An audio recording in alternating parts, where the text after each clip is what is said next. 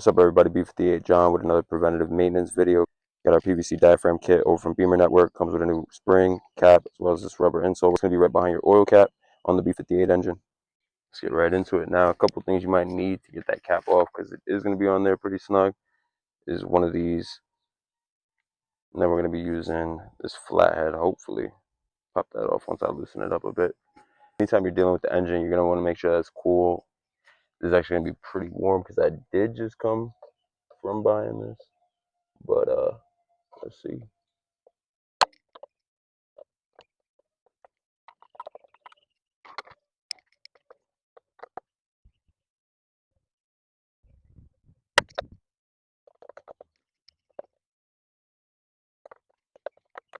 Now this is going to be rather snug on there, so you're going to want to make sure that, one, I mean, you're being careful, making sure you're not popping yourself when this does come up.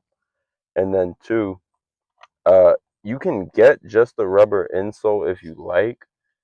Just keep in mind, as you're going to see here, I'm probably going to end up breaking this cap, which is not what you want to do if you don't have another cap.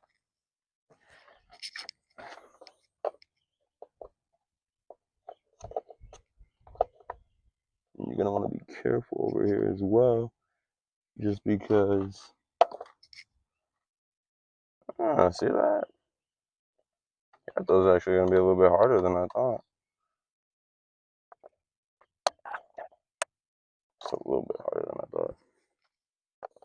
Now, when you're doing this as well, you're going to want to make sure that the kit that you buy does come with another cap, just because, as you're seeing here, it isn't the easiest thing to get off, honestly.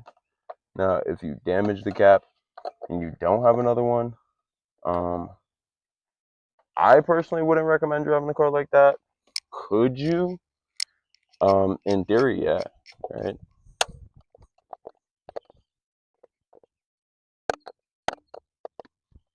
And also, like I said, my cap personally is a little bit warm because I was using the car not that long ago. Do I recommend that? No.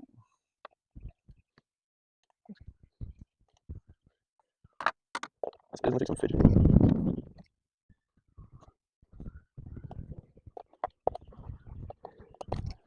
If I can pretty easily.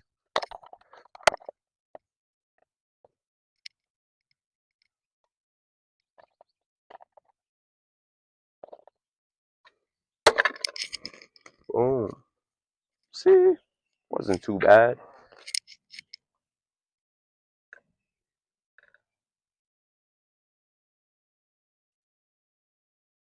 And this, guys, is going to be your OEM PVC cover. Now, thankfully, looking at it, doesn't look like I had any tears in it. Again, this is something you should probably do around 60,000 miles. It's probably not necessary before then. My vehicle's at about 57,000, so I'm really doing a lot of this sooner rather than later. If you're buying your car with a little bit more mileage on it, a way you can check if your PVC diaphragm has gone bad is that it's going to be letting out a lot of white smoke when starting the vehicle up. That's a quick way you can know. And then I'm also going to go over with you guys what exactly this helps with and why you don't want to necessarily leave that back. Because like I said, you can move the vehicle around if you'd like to. Once it has gone bad, the car's still going to drive. And just to make sure I'm stressing this enough to you guys, I do want to make sure this is very clear. Do you need to do it at 60,000 miles? You don't need to do it at 60,000 miles. Does it control your internal pressure in the engine? Yes, it does. Does it help with oil leaks? Yes, it does. If you allow it to go bad, will your seals, gaskets, rear main gaskets, oil pan gaskets, valve cover gaskets go bad in the car? Yes, they will. Is that more expensive than a $20 kit that I bought online and spent maybe 30 minutes doing? Yes, it is. Please do this every 60,000 miles. It keeps your engine good. It's a simple fix. It's probably the cheapest thing you can buy for your car to prevent something worse from happening. So now that I made that clear, let's go to the next part where I'm actually putting the new one onto the motor. So now that we actually got the cap off, you'll be able to see it is held by these little notches right over here on the side. I guess if you're doing this, I'd say to try to go around those just to make sure you're not damaging them, and it'll probably get up a little bit easier. This is my first time personally doing it. This is our old PCV cover right over here, old spring.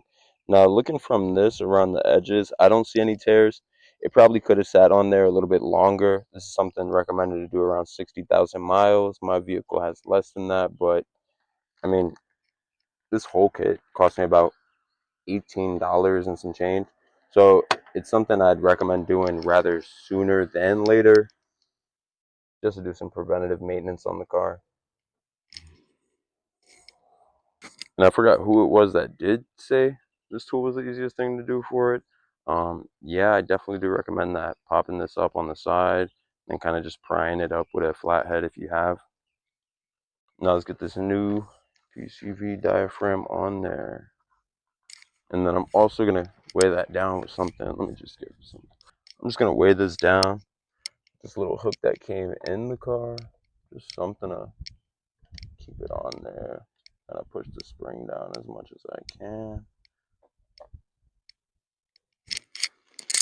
Said if you set it up right there, turn the car on, it should just suck it down, making sure that it's not going around on the sides, because if you do put your new cap on there and it's really just breaking the whole reason on why we did this process, because it's probably going to tear that rubber. Turn the car on.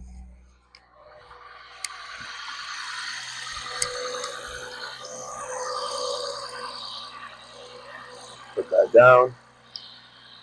Hey, so it actually worked. So it's going to hold that in place, make sure it's around the seals as it should be. Take your new cap.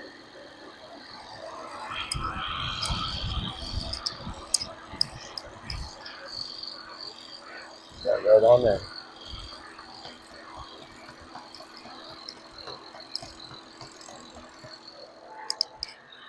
And we're good.